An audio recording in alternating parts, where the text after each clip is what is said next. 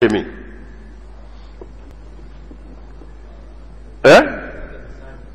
shi ne ce me ya kawo misalin na manzon Allah sallallahu alaihi wasallam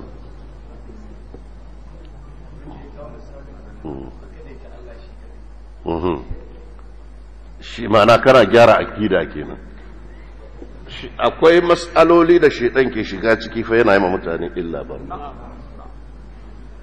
duk abin da ya danganci manzon Allah sallallahu alaihi wasallam shi ka salla da bin da zaka an fahimta to sai shaitan ya zo ya kara ma karfin zuciya kaman kana son ka yi wani gyara wata gyara a cikin addini kana so ka gyara aqida to masu rantsuwa da manzon Allah sallallahu alaihi wasallam manzon Allah ayi maganar sa haka kai tsaye ai ba za a je Madina don ziyarar manzon Allah ba alhazai sai dai a je don ziyarar masallacin Annabi sa'an nan daga baya a je a gaida manzon Allah sallallahu alaihi wasallam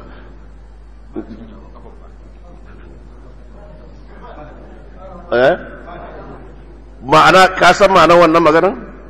ma'ana tun daga Makka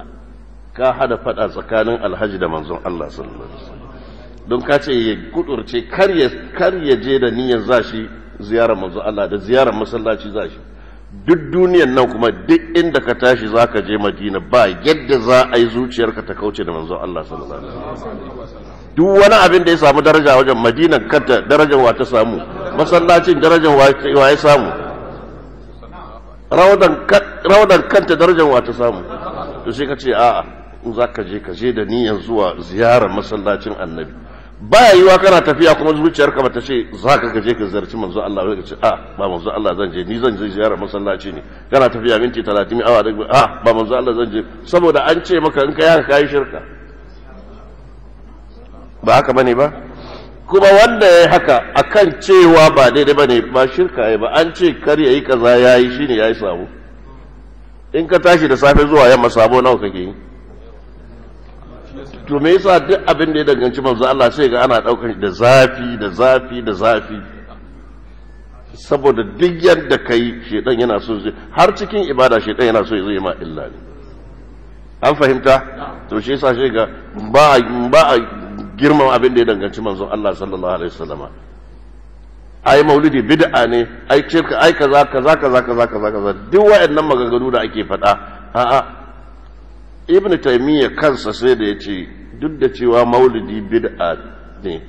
amma waɗanda suka yi za su samu ladan kyakkyawan niyyar su da son manzo Allah sallallahu alaihi wasallam yana cikin littafi na karanta daga baya littafin ne da ake yi sai aka cire wannan magana to su Halid Faqi Imam Ahlul ma asarus sunna na Madina suke da zafin sunna a Madina suka ce a'a ba haka nan bane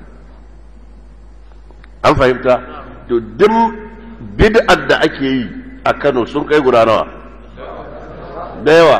duk ba abin da ke tare ma hankali shi bid'ar maulidi ka san abin da shedan ke nufi da wannan duk wata bid'a da ka sani a Kano ba ta tayar ma hankali shi masu yin maulidi an fahimta me yasa wannan yafi cin mara yake bata mara me yau ce to in ka ce aikin su kuskure ne ce to amma sun ce suna son manzon Allah ne kai son manzon Allah kaza amma ai kaza har yazo ya kai yana ta maganganu da yawa kowa yanzu YouTube da Facebook da social media kowa ya zama malami ke da ku ai abincin maulidi ma shi da abincin Kirista duk ɗaya ne ba ku taba ji ba ai kun fahimta da abin da to wata rana za a yi bayani sosai insha Allah